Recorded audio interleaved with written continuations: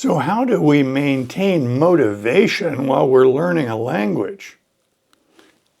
I'm Joseph. This is Input English. Let's get started. I have 8 points to share with you that you should find useful along the lines of motivation. We're trying to do a very big task, that is acquire a language.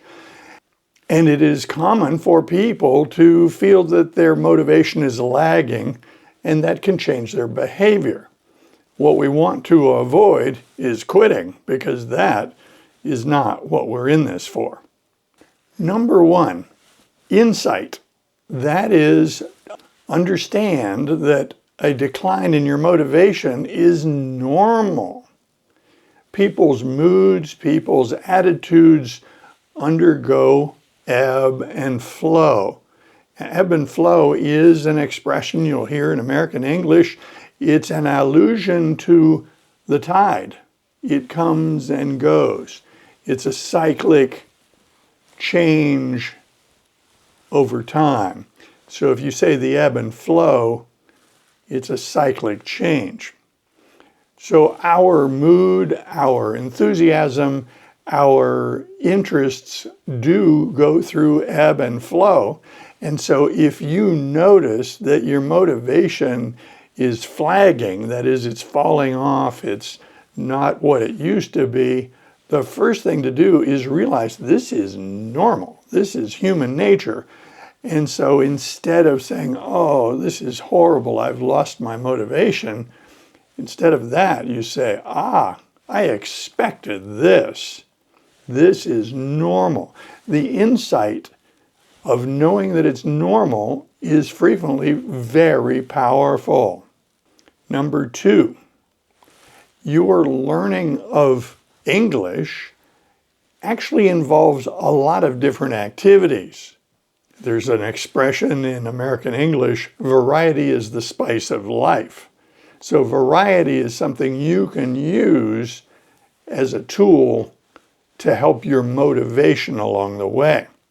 Watching videos like this one, listening to podcasts, reading books, watching videos as native content, watching television series, language exchange. You may have found a partner with Tandem and you're doing language exchange.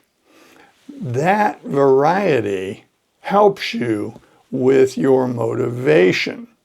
If you find yourself in a rut where you're just doing one thing, that is not very stimulating. So you might choose at that point to change it up and do something different.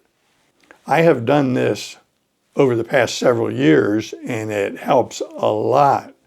When I feel bored with my routine, I just go for something different. Number 3 is kind of obvious. Choose content that you enjoy. There is no virtue in dragging yourself through a bunch of content that you find boring and tedious. If you don't like the content, find something else. This is your journey and you need to enjoy it. Learning a language is not all about the destination, because the destination is so far out. You really want it to be about the journey. And for a successful language learning program, I look for it to be enjoyable on the day-to-day. You get up in the morning, you have your metric of what you want to do, how much input you want to get, and you should be looking forward to that as a positive part of your day, not just a chore that you have to do. We don't want language learning to be an onerous task that we dread. Number 4 is one of my favorites. Own the morning. This isn't a requirement of you, it's just advice. The morning is frequently time that you can allocate. You're fresh, you're rested, and you can combine your language learning activity with things like having your breakfast or your coffee. But you can allocate that time first thing in the morning. This could take the form of videos, podcasts, audiobooks, reading. You're in charge of what kind of input you get, but the advice on number 4 is own the morning. Number 5 will help you with motivation, and that is keep track of your time. If you put a lot of time into language learning and you have no idea how much time you put into it, sometimes people feel lost. One of the things that helped me a lot was just keeping track of the time I put into it. There are many ways to do that. The simplest way is to tell yourself what your metric is, 30 minutes a day, 1 hour a day, or whatever, and then on a calendar, check it off when you have that 1 hour or that 30 minutes, whatever your goal for the day is. Check it off. There are so many apps that people use for tracking activities. The problem with the apps is it's easy to turn one on when you start watching a podcast, but it's common to forget to turn it off. And then the next time you look at it, days later, it tells you that you have 140 hours watching a podcast, which is inaccurate, untrue. There are ways to automate these time trackers. I'm not an expert on that. I've not used that kind of automation, but modern smartphones do have automation as a feature, particularly the iPhone. So it's something you could do if you are interested. Bottom line, keep track of your time by whatever method you like so that you know where you are. Number 6, I did a lot, and that is combine language learning activities with other activities. Once our level of listening comprehension is high enough that we can use podcasts and audiobooks, then we're in great shape to combine activities. When I take a walk, I have earbuds in place, my content is rolling, and I walk and listen. When I'm driving in the car, I am always listening to content, and over the past several years, it's always been in Spanish. Back on number 4, we just talked about own the morning. I'm combining my language learning with breakfast because I have breakfast every day. I'm not going to start the day starving.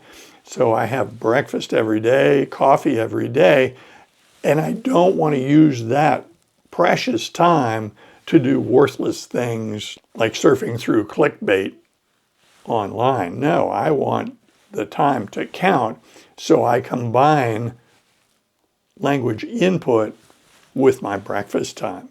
Number 7 is something I have shared in other videos, and that is not everything has to be done based on willpower. You're actually much better off if you can use habits. And I showcased a book called Atomic Habits, which you can read in English. It's not a very hard read. It's very straightforward to read that book. And he explains in detail how to use habits to get what you want. For me, habits are much more powerful than willpower because willpower kind of comes and goes over time, but habits, you can be very consistent. Number 8 is super important, and that is don't be hard on yourself. This is not supposed to be an unpleasant experience. It's supposed to be a super positive experience, and ideally you would enjoy it every step along the way. And if you're busy beating yourself up for past performance, missed days, missed milestones, then it's hard to enjoy what you're doing. So do not be hard on yourself. There is an expression you will hear in American English, life shows up. What that expression refers to is the exigencies that come up and interfere with us doing what we would prefer to do. So if life shows up and you get off track and you miss a day or so of input, just dust yourself off and get back in there. It's not a matter of beating yourself up and feeling guilty. 21st century life is complex. We have a lot of competing allegiances, competing loyalties, things that we want to do, but what's the priority? And this also is going to go through an ebb and flow. The first of the year now, in January, in the United States, a lot of people have made New Year's resolutions over the holidays, and this is the time, mid-January, that a lot of those resolutions are flagging. People are losing interest, they're losing motivation, and they're abandoning their resolutions. As I've explained to you in the past, I don't do resolutions. I just try to decide what I want to do, set the goal, and then establish habits so that I can attain that goal over time. But each of these 8 points has helped me overcome flagging motivation, which happens to all of us. Not every day is going to be rainbows and butterflies. Some days are going to be hard. Some days will test you. But if you can use tools like these that I've offered you today, you can get over those rough patches and stay on track over the long term. We want you to get what you want. And if you like videos like this, be sure to click on this one next. See you soon.